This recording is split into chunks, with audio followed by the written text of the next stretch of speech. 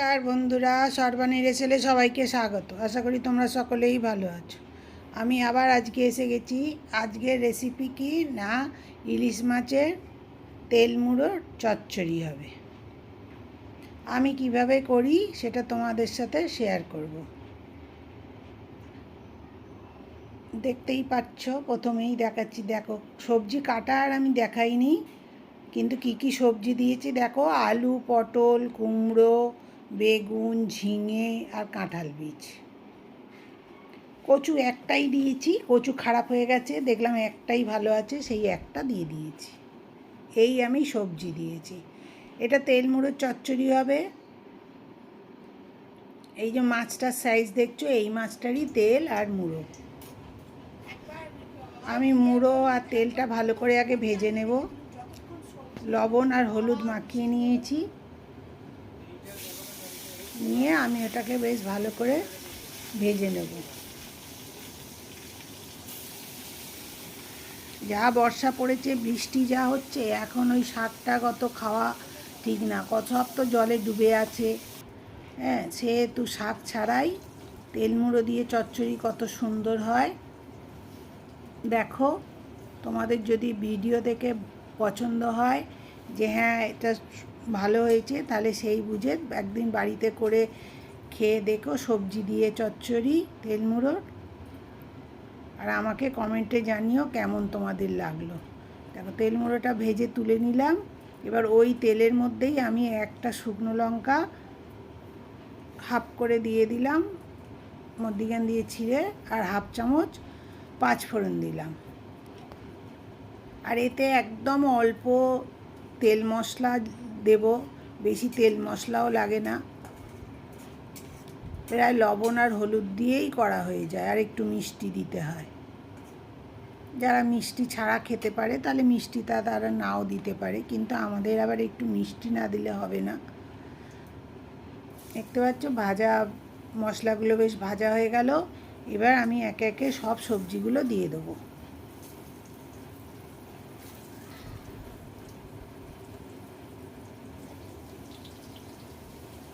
যা সবজি ছিল আমার কাছে, এতে আরও তোমরা ইচ্ছে করলে অন্য সবজিও দিতে পারো, কিন্তু আমার কাছে যা ছিল আমি সেই সবজিগুলো এর মধ্যে কেটে দেখো। একটা মাত্র কচুই ভালো ছিল, অল্পই কচু ছিল, দেখছি কচুগুলো খারাপ হয়ে গেছে, ফেলে দিলাম। একটা ভালো বেরিয়েছে বলে চচ্চড়ির মধ্যে দিয়েই দিলাম।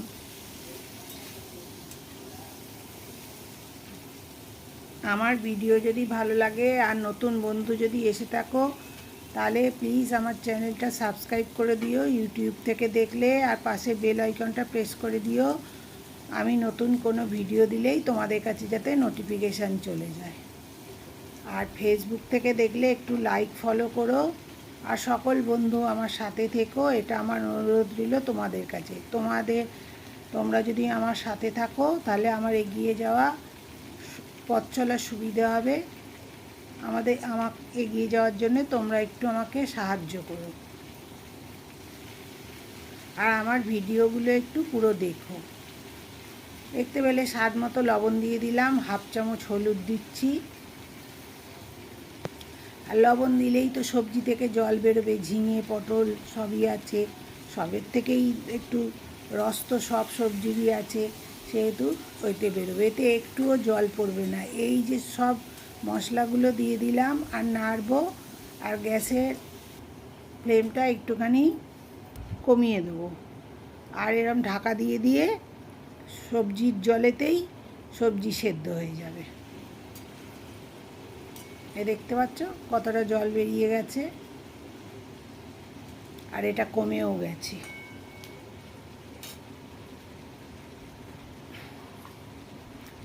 এবারে আমি তেল মুড়োটা দিয়ে দিলাম এর মধ্যে। আমি একদম বেশি ভেঙে দেব না, কিন্তু ওর মধ্যেই তো ফুটবে হবে, ওতেই নরম হয়ে যাবে আর মাখা মাখা হয়ে যাবে একদম।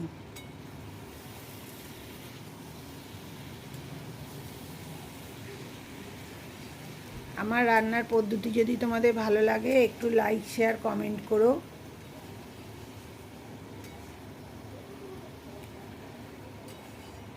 আমার তো ভীষণ এই শাক ছাড়া এরকম সবজি দিয়ে তেল মুড়ো দিয়ে ইলিশ মাছের ওই বলো আর পোনা মাছ দিয়ে ওই বলো, ইলিশ মাছের তো কথাই হবে না, এত সুন্দরই হয়। আর একটুখানি 1 চামচই সর্ষে বাটা দিলাম আমি, এটা না দিলেও চলে, তবু রয়েছে বলে আমি দিয়ে দিলাম 1 চামচ।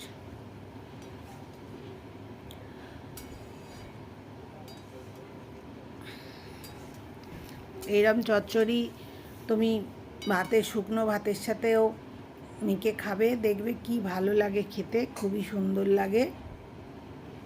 দেখতে মুড়োগুলো নরম হয়ে গেছে ভাপেতেই। একটুখানি অল্প করে ভেঙে মিশিয়ে দেবো, একদম গুঁড়ো করব না এটা।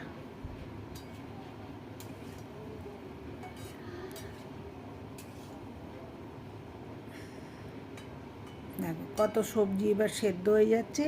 এরকম করে ঢাকা দেবে আর একবার করে আর একটু করে নেড়ে দেবে যাতে না তলায় পুড়ে যায়। এই রকম করে এই চচ্চড়িটা রান্না করতে হবে। এদিকে সবজি সব সেদ্ধ হয়ে যাবে, কিন্তু একদম ঘাঁটা পাড়া হবে না, তবে গায়ে গায়ে বেশ লেগে যাবে। দেখতে পাচ্ছ তো কত সুন্দর দেখতে হয়েছে।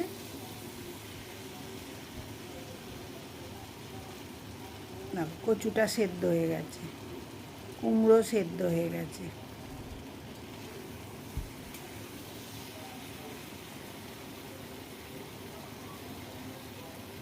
আলুগুলো তো পাতলা পাতলা করে কেটে দিয়েছি, আলুগুলো তো সেদ্ধ হবেই। কাঁঠাল বীজও সেদ্ধ হয়ে গেছে। কিন্তু এই চচ্চড়ি যদি আবার তুমি জল দিয়ে সেদ্ধ করো ভালো লাগবে না, টেস্টটা অত সুন্দর লাগে না।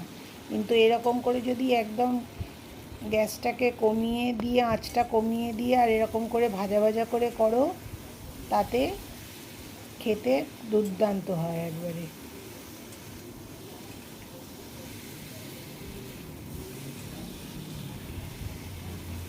আমার চচ্চড়ি প্রায় হয়েই এসছে। এবার কড়াই দেখছো লেগে লেগে যাচ্ছে, এরকম বেশ লেগে লেগে যাবে, তখন জানবে যে চচ্চড়িটা তোমার রেডি হয়ে গেল।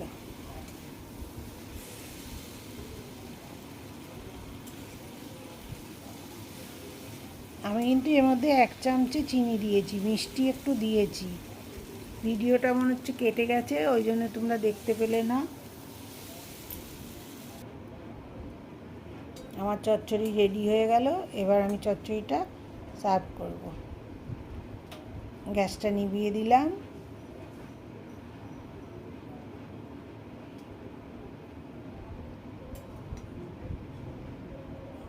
দেখো